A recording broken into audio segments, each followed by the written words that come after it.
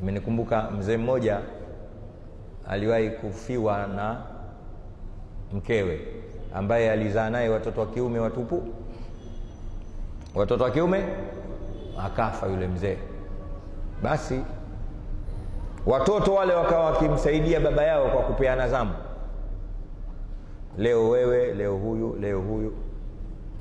Baada ya muda wakachoka wale, wakaambizana, jamani, hii tutafanya mpaka lini? Na mzee huyu hafi leo,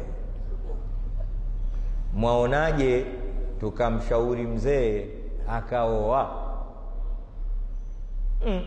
Wale wakubwa wote wakaogopa. Sasa hiyo nzuri, lakini kumwambia mzee hiyo sijui. Yule mdogo kabisa akasema, mimi naweza kumfuata mzee kumwambia Kiziwanda. Basi akatafuta siku ya zamu yake. Alivyomaliza, kabla ya kurudi mjini, akamwambia, baba, mimi naondoka, lakini nina wazo. Wazo gani baba? Unajua watu wazima kuwaita watoto wao baba. Wazo gani? Akasema, wazo, unaonaje tukakutafutia kibinti kidogo cha kusafisha damu ukakioa? Akasema, ulijuaje? Ndio maana mimi naona wewe una akili kuliko wale kaka zako wote wale. Vyo wale wanakuja hapa wanafuafua, wanafanya nini, lakini mipango hii hawana hii. Msalimu Mtume Muhammad. Kumbe ni fikra ya wote, ila yeye ndo kajitokeza kufaje, kajitoa mwanga. Sasa baba, hili jambo lifanye haraka kabla wale wengine wale hawajakuja maki, wale wataleta mambo kijinga wale. Akarudi mjini, akawaambia, bwana, mambo kakubali. Basi haraka haraka, nafupisha kisa, kikatafutwa kibinti kizuri kinachofaa kumsafisha damu mzee, kikaolewa. Siku ile watu wameoa, asubuhi wameshangaa, wamemkuta ule mzee amekuwa mnyonge kuliko ile siku aliofiwa na mkewe. Mnyonge maana anabadilisha tama tu, ukimwamkia anasema sitaki. Unajua wazee wakorofi, mpaka wakajuta, baba, leo usiku, asubuhi ya kuamkia harusi, si ndio tukuone tena unakooa? Ndio mnyonge vipi?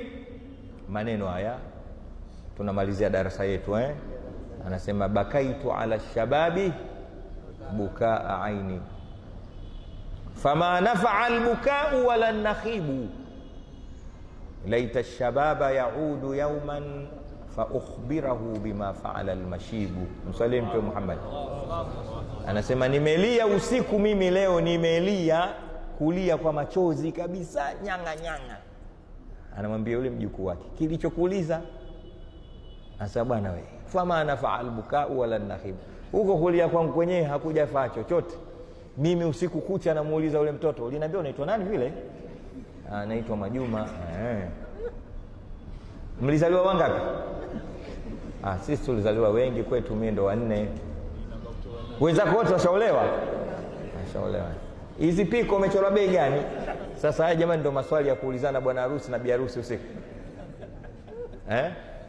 Lakini usiku kucha alikuwa anamuuliza ule bibi, umependeza mtandio wako huo, mpaka asubuhi. Usiku hamna chochote. Kwa anasema, asubuhi mimi leo bora hata msingeniozesha, aibu hii. Unajua nini? Anasema, nimeulilia ujana wangu leo, bakaitu ala shababi, nimeulilia, nimeusikitikia, ingekuwa enzi zangu yule, lakini hakuna chochote. Jawabu lake anasema, laita shababa yaudu yauman, natamani ujana wangu ungerudi leo tu. Nifanyaje? Fa ukhbirahu bima faala, ili ni ushtakie ujana namna uzee ulivyonifanya. Mimi namtizama tu huyu. Sasa ndio maana Mwenyezi Mungu kule kauita ujana nini? Kuwa. Ujana ni nini?